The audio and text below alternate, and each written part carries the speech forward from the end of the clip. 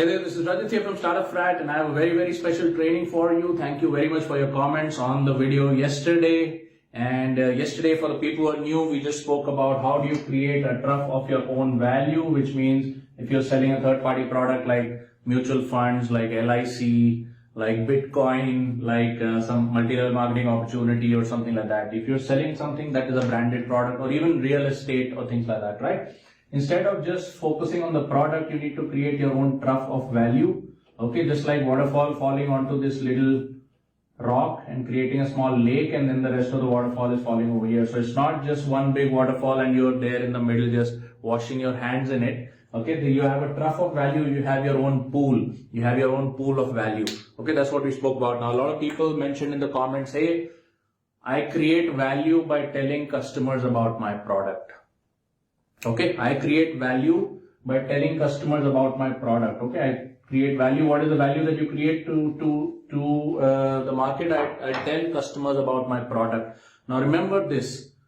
Who is the payer over here? Who is the prospect? The prospect is the payer. That means if they get together with you, they will have to do certain activities or something to become successful. And in the bargain, if they become successful, you get paid. Okay, how do you get paid? If they create volume. Now they have to do a lot of things in order to become a good customer for you. In certain cases like mutual fund sale, they have to pay you directly. They have to cut a check, buy your mutual fund, buy your LIC policy or whatever. Okay. In certain cases, it is a little more indirect, which is they have to finally take a decision to buy a house for themselves or an investment vehicle, and you're the person who can get the deal done and all of that. So there's another party involved. You get the whole negotiation and everything done. Okay. But at the end of the day, the customer pays, and that's how you make your 1% brokerage, right? And in the case of multi-level marketing, they have to pay an effort if they want to become successful or something like that. They really have to work very hard. I'm sure you will give them the guidance and all of that, but they have to work very hard in order to become successful. And once you help them to become successful, you get paid. Okay, but at the end of the day, the customer is expected to take some action, whether cut a check or sign up with you as a partner and then work with you over a long period of time or whatever. They have to pay in toil or in cash. Okay, they have to pay in toil or in cash. Now, let me ask you this. If you think that telling the customer or the prospect about the product or the opportunity or whatever is the value you're creating, who are you creating the value for? There are three people in this interaction. One is the company. I'll say C. This is a person. I'll just make a person because let us say this is the third party company or your upline or whatever it is. And this is you. Okay. And let us say you. Okay. And let us say this is your prospect. This is your prospect. I'll say P.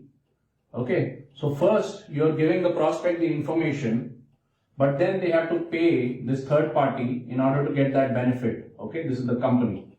Okay. So now who have you created the value from? The money is going to flow from here to here. If the prospect buys the real estate, if the prospect buys the LIC policy or whatever, the money flows from here to here, and then the money flows from here to here. Okay, it is not clear to the prospect what value you are adding by giving information. What value are you adding by giving information? And in today, it is the post-information age, which is information is already all over the place. Then they want to do Googling, then they want to ask their mamaji's son's father-in-law. Let me ask those guys first because they had some experience buying an LIC policy or doing business, with Vestige or whatever it is, right? Yeah.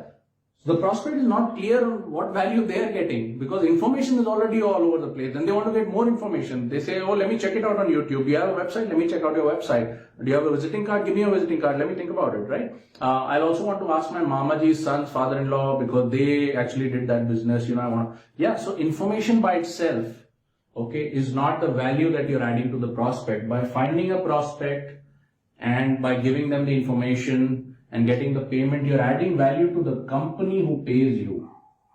You're adding value to the company who will pay you, but it is not very clear to the prospect what value they're getting. What value they're getting, not clear to them. Okay. Yes, they will get rich. In all of these industries, if you see, all of these third-party affiliate industries, what is the promise to the prospect? That they will get rich, right? So this is a horse. Let me try to make a horse, okay? Horse. My God, looks more like a donkey. Okay, this is a horse. Okay, and this is a pool of water. Let us say this is your company, this is your LIC, this is your real estate deal or whatever it is. Okay, What value is the donkey getting, from the lake or from the water? Is the donkey gets to pass their thirst, or the horse, they get to pass their thirst. You cannot call your prospects donkeys, although this looks more like one. Okay, but let's say it's a horse. You're dragging a horse to the water, or convincing a horse to the water. What value is the horse getting? The horse is getting the thirst quenched. Okay, the horse is getting the thirst quenched. Now, the horse doesn't really, care, what type of water it is. But if you try to show the horse that this water is slightly better than all the other waters out there, if you try to show the horse that this water is poisonous, don't drink this water, drink the other water that is kind of easier, etc. All of those things, all of that information has to be packaged into a format for it to make sense to the prospect, for it to make value to the prospect. Okay, and this value needs to be built, okay, in your own product line as well, which basically means giving the value, giving the message, or giving the information by itself does not ring that bell in the prospect's mind that says this value. So you got to do some things in the interaction which makes it clear to them that yes, this was of value. Okay, that yes, this was of value. Okay, so what you got to do is you got to first ask them some questions which tells you that they are thirsty. Are you thirsty? The question is yes. Why are you thirsty? When was the last you had water? Yeah, who was the person who took you? Where did you go to have water last? Why don't you go to the same place where you had water last? They'll have to say, oh no, that place was horrible, man. That water is turned so muddy, I don't even want to drink it anymore. Okay. Then what you got to do is you want to ask some closing questions. You want to ask some closing questions. There are opening questions, there are closing questions, there are prospecting questions. At every stage in the sales process, you are asking questions. Even if you are into digital marketing, first you have to ask questions. Yeah, I see a lot of people who are affiliates in digital marketing or something. They go to Facebook, they go to all these groups, and they boom, boom, boom, they're putting their links in there. Do Bitcoin, this is my link. Do Bitcoin, this is my link. Do this scheme, this is my thing, this is my link, whatever. You first got to ask questions. Okay? And you want to make sure that the prospect answers those questions.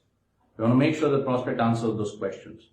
Okay? And on top of that, you want to make sure that if the answers to those questions are not to your satisfaction, then you are going to stop the discussion and take away the discussion from them, saying, it doesn't appear that you and I are a good fit for each other, but whenever that changes, do let me know.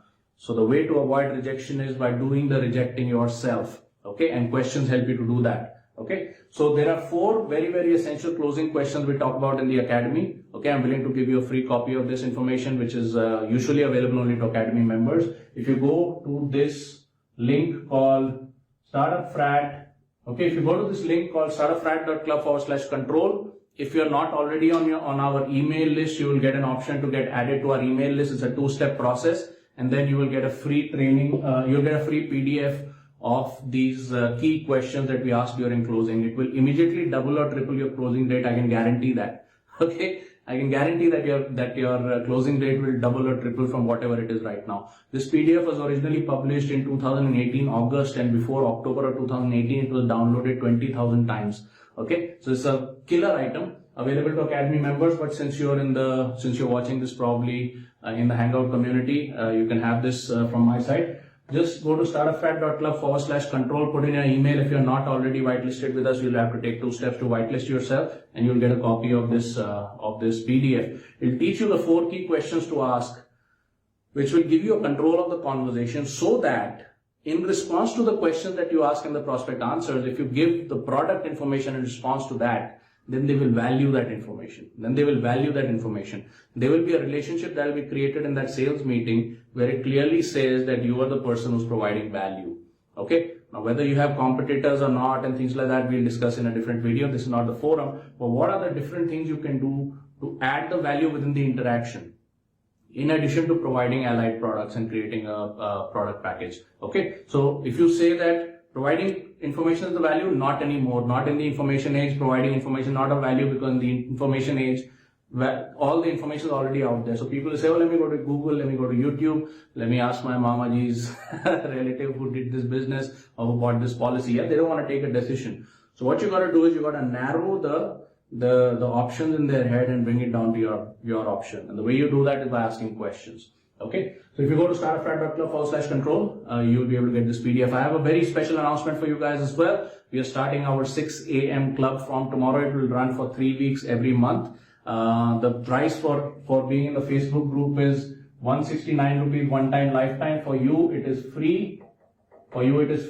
And if you're an academy member, you can also get into the discussion room where you can have a discussion with the panel members every day, ask them questions, etc. If you are a Hangout member, then you don't have access to the discussion room. Okay, you don't have access to the discussion room. So, so as a Hangout member, you have free access. I'll just give you the Facebook group where every day we'll be streaming the 6 a.m. club calls. It's startupfrat.club/6 a.m. club.